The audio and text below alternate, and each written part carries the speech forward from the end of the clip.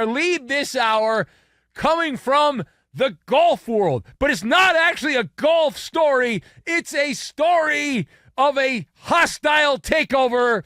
It's a great story. All right. Now, you know I very rarely go down this road. It's a doozy. I mean, I've been jonesing. This is a great story here because it is the rare and appropriate Maller monologue about golf.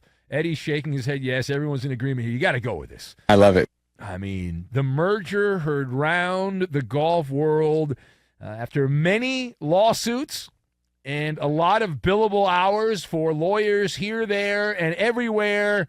The people at the PGA Tour realized they were not going to win. And so they decided, screw that, we will be in business with our enemy. And I'd buy that for $1. that is what they've done. So the PGA Tour teaming up with the LIV Golf people and something known as the DP World Tour. They've ended hostilities. I don't even know what that is. But the big three, really the big two, the PGA Tour and then LIV, run by the Saudi government, bankrolled by the Saudi government, they end up now operating under one single business umbrella. It's a really nice umbrella with gold and, man, lots of cash in that under that umbrella. But the umbrella funded by the Saudi Arabian Public Investment Fund. So that's who's bankrolling this adventure. And let's discuss the question on this one. All right, question on this one from your perspective, right? What is your perspective on the PGA joining forces under one golf entity with the Saudi government, the LIV Golf Tour? So my thoughts on this, you've got Roberto Duran, Band-Aid, and CNBC. And we will combine all of these things together, and we are going to make a massive payday. How much money do you think was slipped under the table to the PGA commissioner? How much money do you think he got? Hey, well, let's get a deal done. Okay, all right. Please, make it happen. All right, so number one. Let's go to the judges' scorecards here. And you go to the judges' scorecards on this golf merger, and this is universal. All judges' scorecards give the win. In fact, you can say, don't even go to the judges' scorecards. This is a knockout for the Saudis, right? This is what they wanted. They got what they want. They had the money. This is a major flex.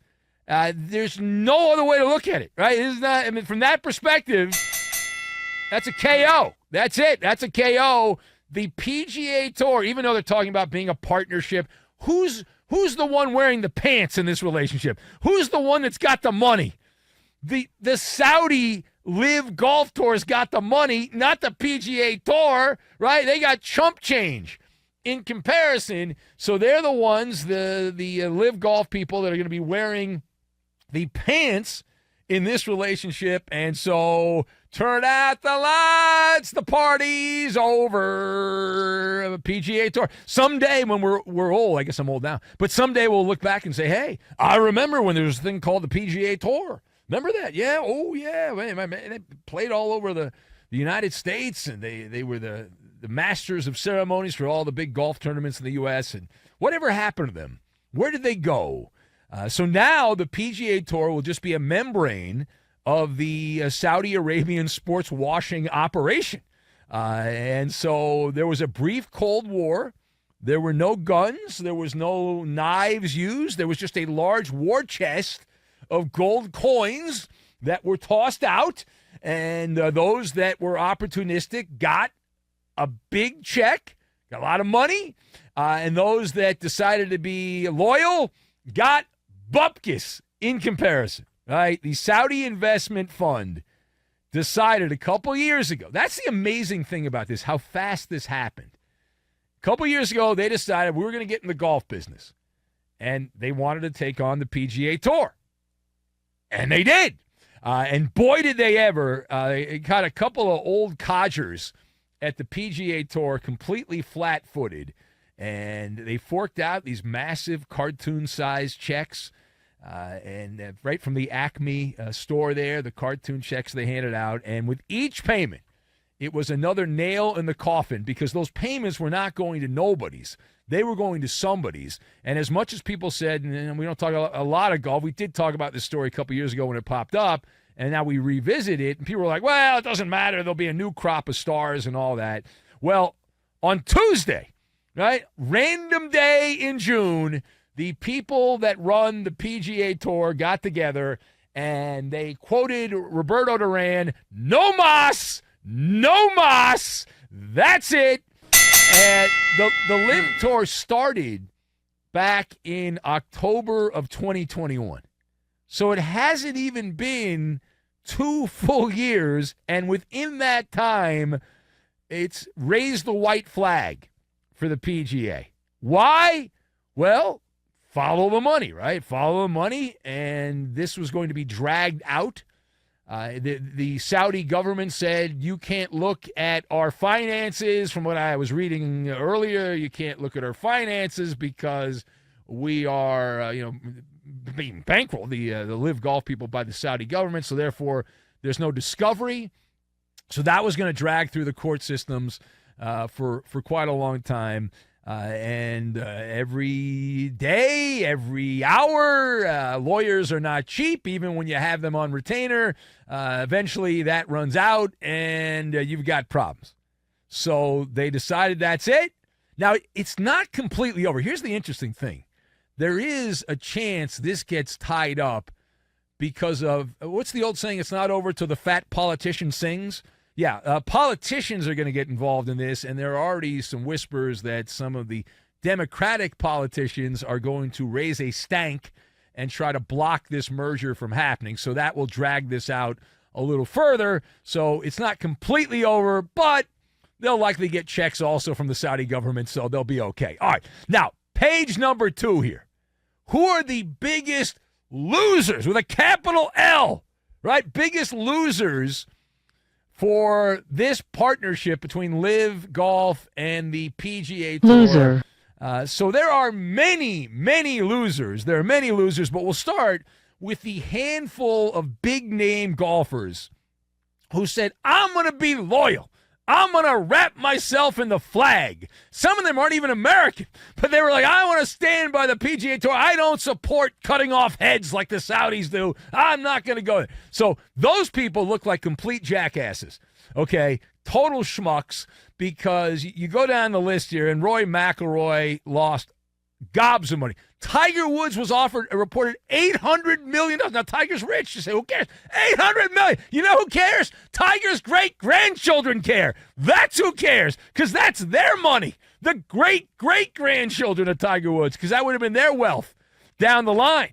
It's just crazy. And all the guys that got the massive payouts from the LIV Golf Tour, they've all got the nest egg.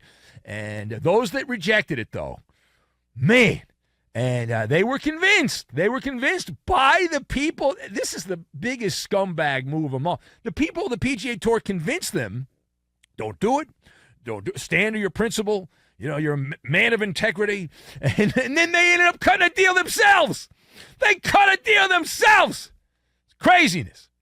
And so now you've got this Band-Aid that's been ripped off between LIV and the PGA Tour, really PGA Tour and LIV and all that stuff.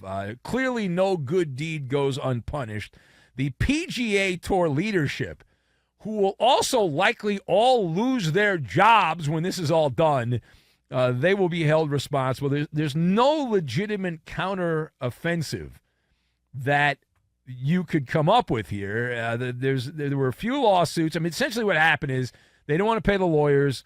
They also had a problem with television because even though people don't grasp this concept, there were a lot of big names that left the PGA Tour. And there's a lot of guys you've never heard of.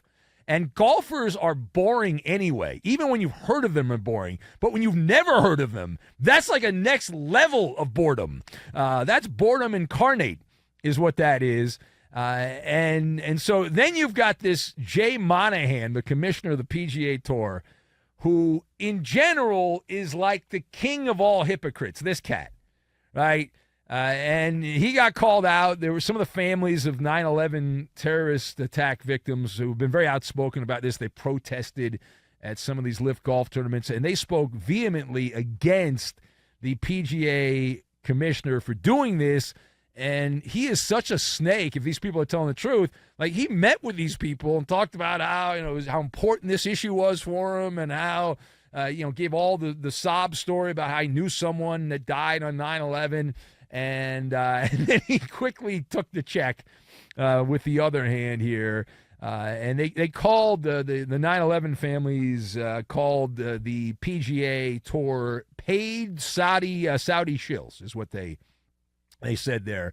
And so this guy Monahan, the PGA Tour commissioner, Machiavellian is the way I would describe his activity there, what he was up to, betraying. I understand it's business, you gotta have a public and private perspective, but do you really have to go over the top the way he apparently did?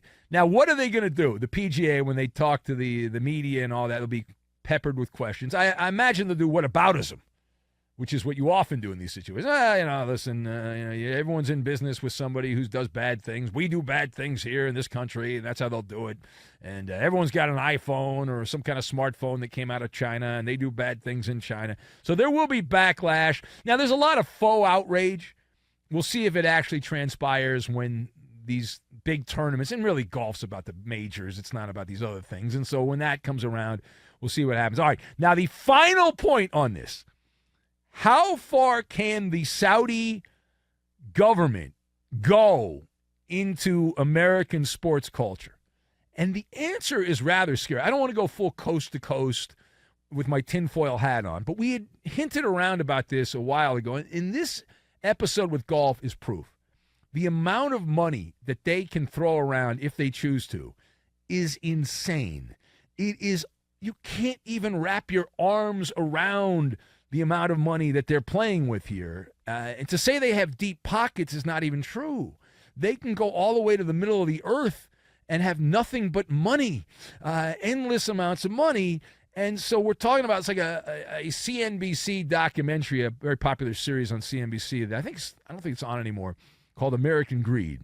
When you combine scams, scoundrels, and scandals and put all them together, and everyone's got their price. We know that anyway. I got my price, you've got your price, we've all got our price on this. But the sovereign wealth fund of Saudi Arabia, which is what they're using to bankroll this golf entity, is valued at least $500 billion. What does that mean? That means, if you want to have a scare here, every time, we all get gas, a little money goes to the Saudis, they add on to that, but they can get whatever their heart desires. The people that are behind this can get whatever they want. They could, if they chose. Now, the rumor is they're now going, it's not even a rumor, they're going after the game of football, but not American football. But they could. They could go after our version of football if they wanted. Now, in a parallel dimension, imagine, if you will, a world where they tap into the Saudi sovereign wealth fund and get, a couple hundred billion out of that. And they're like, you know what? We want to buy every NFL team. And let's say the owners say no. The NFL owners say, we're not going to do it. Jerry Jones wants to keep the Cowboys till he dies, and those other guys want to keep their teams. Fine.